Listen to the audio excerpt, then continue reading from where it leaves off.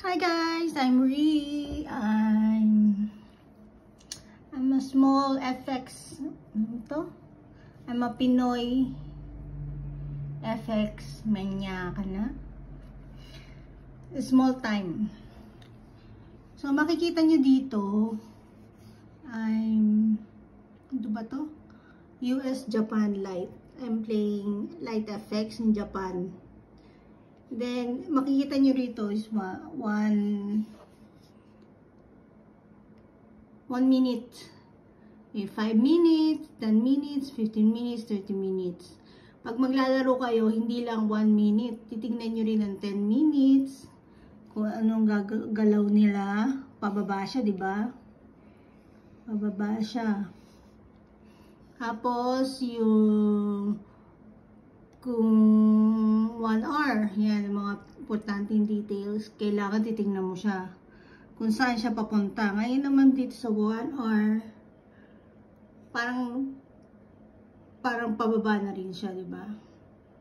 From 149 to 113. 149.30.97. So, titingnan nyo siya palagi kung saan siya patungo. Pag nag-ano kayo, mga 4 hours, yan yung mga titingnan nyo kung anong patungo niya. So ano ngayon, 4 hours is medyo pababa rin siya. Pero, hindi natin malalaman kung hindi yung mga indicator nyo. So, I'm using Boji Bando. Boji Band. Ito, Super Boji Band. Borijan. Yan na yan. Bala na siya. Yan lang ang tinuro sa akin. So, from here, ito yung taas, second layer, third layer. Ito yung pinakagitna.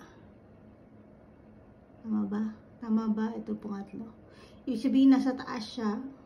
So, magbabay lang ako papataas. Or, pag nandito na kasi siya sa second layer, possible na siyang bumaba. So, babalik tayo sa 1 minute.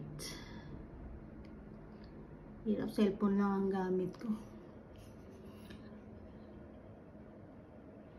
So, 1 minute. Small time lang ako So, 1 minute medyo, ano siya, pag nag-green siya, pababa siya. Pag red, pataas.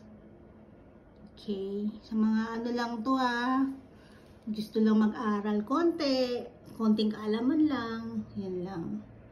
Tapos yan pababa, pataas siya, may nag-green siya, di ba? Ang gawa ko kasi scalping. Ang tawag doon kasi parang kumukubra ka lang ng konti. Kumukuha ka lang ng konti dito. Kumukuha ka lang ng konti dito. So yan pataas siya, di ba? So ang babay ko niyan, depende sa inyo kung pababa o pataas.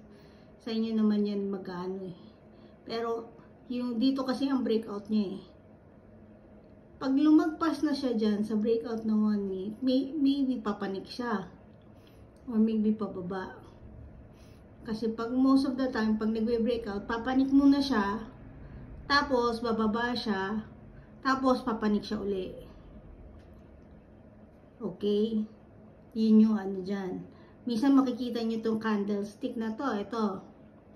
Pag yan pumantay, gaya niya pumapantay or half ng ibig sabihin, sa susunod niya, pataas na siya. Diba? Kagaya dito, nakikita nyo rito, dalawa siyang pantay, ibig sabihin, pag red yung isa, diretso na yung red. Ito, nag-green siya, diba? So, bababa siya konti. Tapos, pag nag-flat na naman siya at mas malakas to, ibig sabihin, pag nakita nyo to, ano ba tawag? Lapit natin. Itong plus. Ito, ibig sabihin, minsan ayokong magturo, pero minsan nagwa 100% bumababa siya. Ibig sabihin, nagbabago na siya. Okay? Pero, pinaka-importante, yung breakout. Yan yung breakout. Tingnan nyo, nag-breakout siya, bigla siyang tumataas, no? So, yan. Tataas siya. Tapos, ito yung pips.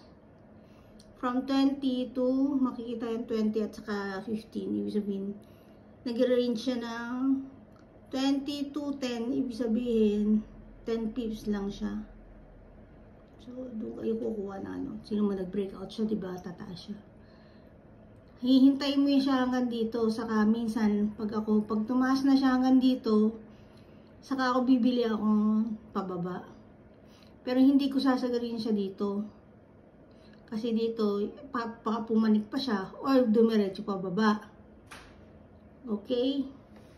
Yan yung mga rules ko lang sa akin. Kunyari, scalping kasi ako.